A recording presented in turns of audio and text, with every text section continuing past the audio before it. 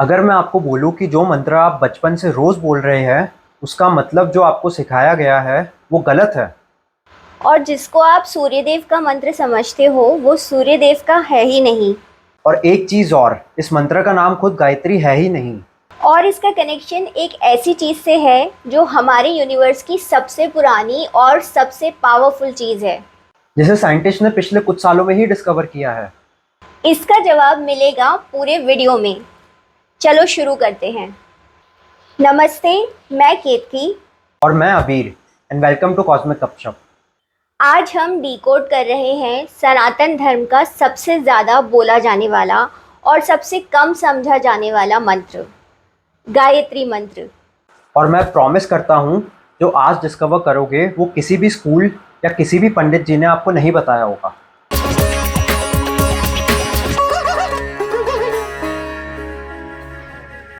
ॐ भूर्भुवस्वः तत्सवितुर्वरेण्यं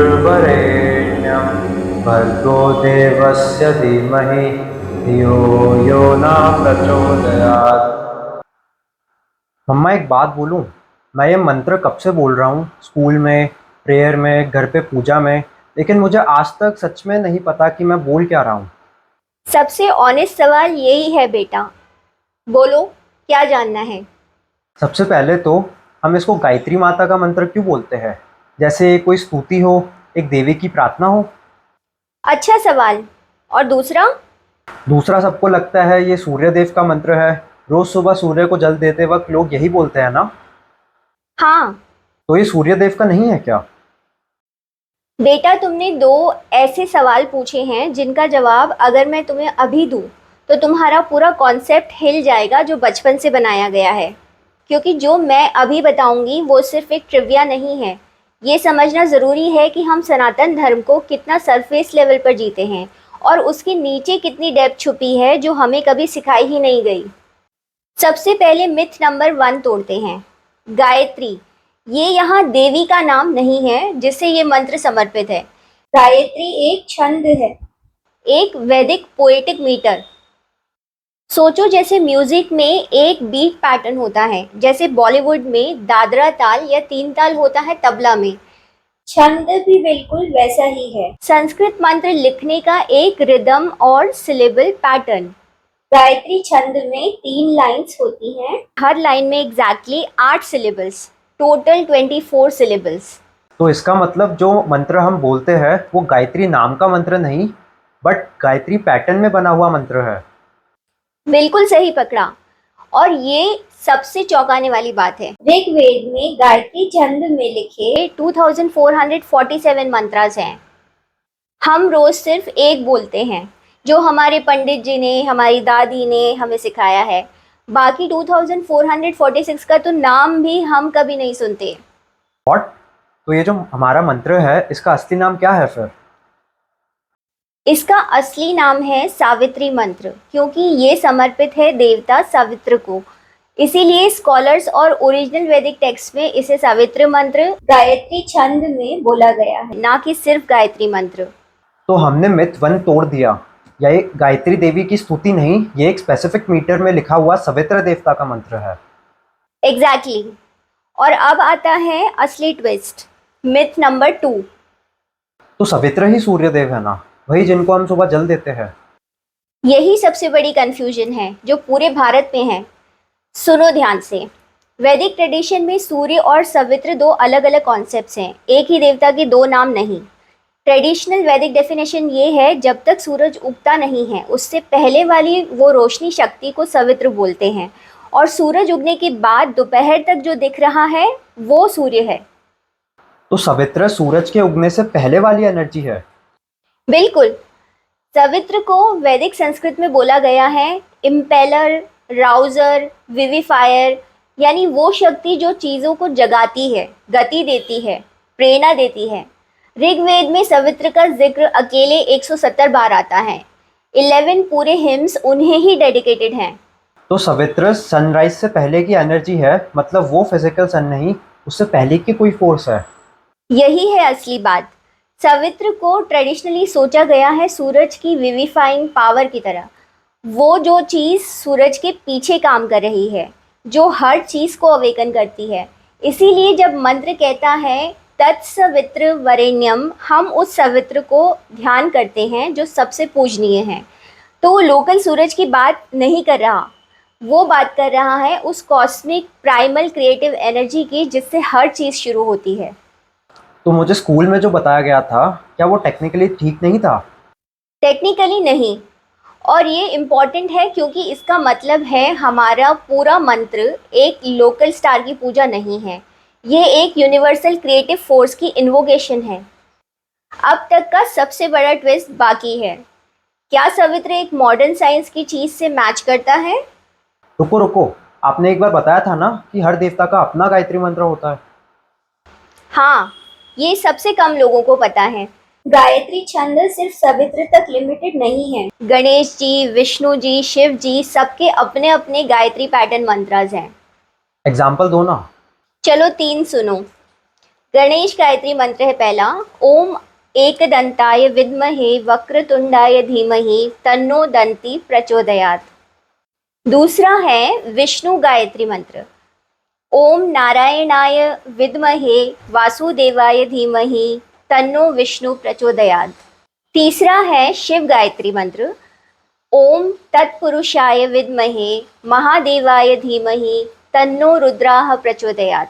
तो पैटर्न सेम है, विद्महे धीमहि प्रचोदयात्, बस देवता का नाम बदल रहा है। एग्जैक्टली जैसे एक ही म्यूजिक बीट पर अलग अलग लिरिक्स फिट हो सकते हैं, छंद एक स्ट्रक्चर है, देवता एक फ्रीक्वेंसी। इसलिए जब लोग कहते हैं गायत्री माता की स्तुति, टेक्निकली वो गलत टर्म यूज कर रहे हैं, क्योंकि गायत्री तो सिर्फ वो कंटेनर है जिसमें किसी भी देवता की एनर्जी फिट हो सकती है। अच्छा, ये 24 सिलेबल्स का नंबर क्या ये रैंडम है या इसका भी कोई मतलब है? बिल्कुल रैंडम नहीं है। सांख्य दर्शन के अनुसार सृष्टि यानी ये पूरी क्रिएशन 24 तत्वों से बनी है। 5 महाभूत, पृथ्वी, जल, अग्नि, वायु, आकाश, 5 ज्ञानेंद्रियां, देखना, सुनना, सूंघना, चखना, छूना, 5 कर्मेंद्रियां, बोलना, हाथ पैर, एक्सक्रीशन, जनरेशन, और 5 प्राण, प्राण अपान समान उडान व्यान, तथा 4 अंतःकरण, मन, बुद्धि, अहंकार और चित्त। तो मंत्र के हर सिलेबल का कनेक्ट एक तत्व से है। यही मान्यता है कि जब तुम ये 24 सिलेबल सही तरीके से बोलते हो, तुम अपनी पूरी एग्जिस्टेंस के 24 बिल्डिंग ब्लॉक्स को एक्टिवेट कर रहे हो। इसीलिए इसे सोनिक की बोला जाता है, सिर्फ एक प्रेयर नहीं, एक स्ट्रक्चर्ड साउंड फॉर्मूला। अब वो बता दो जो स्टार्टिंग में आपने बोला था, यूनिवर्स की सबसे पुरानी सबसे पावरफुल चीज़, वो क्या है? अब हम बात करते हैं क्वेज़ार्स की। क्वेज़ार वो क्या होता है? क्वेज़ार एक ऐसी कॉस्मिक ऑब्जेक्ट है जो बने होते हैं जब एक सुपर मैसिव ब्लैक होल अपने आसपास का मैटर खींच रहा होता है, और उस प्रोसेस में उतनी एक्सट्रीम रेडिएशन और एनर्जी निकलती है कि वो अपने पूरी गैलेक्सी से ज़्यादा चमकता है। साइंटिस्ट ने 2021 में एक क्वेज़ार डिस्कवर किया, नाम है J03131806, जो कि है 13 बिलियन लाइट ईयर्स दूर। और जो हमें दिख रहा है जैसा वो था यूनिवर्स के सिर्फ 670 मिलियन साल बाद। इतना पुराना? और सुनो, ये क्वेज़ार हमारे सन से 36 ट्रिलियन गुना ज़्यादा रोशनी देता है। इतना पावरफुल कि एक क्वेज़ार अकेले अपनी पूरी गैलेक्सी को पीछे छोड़ देता है। तो इसका सवित्र से क्या कनेक्शन है? ये एक फिलोसफिकल पैरेलल है बेटा। मैं क्लियर कर देती हूँ, ये कोई क्लेम नहीं है कि ऋषियों ने लिटरली क्वेज़ार देखा था, लेकिन सोचो, जिस तरह वैदिक ऋषि सवित्र को डिस्क्राइब करते थे, एक ऐसी प्राइमल कॉस्मिक रेडियंट शक्ति जो सृष्टि से भी पहले की है, जिससे सब कुछ जन्म लेता है, वैसा ही काम साइंटिफिकली क्वेज़ार्स करते हैं यूनिवर्स में। एस्ट्रोफिजिसिस्ट मानते हैं क्वेज़ार्स ने शुरुआती यूनिवर्स में 2 काम किए हैं।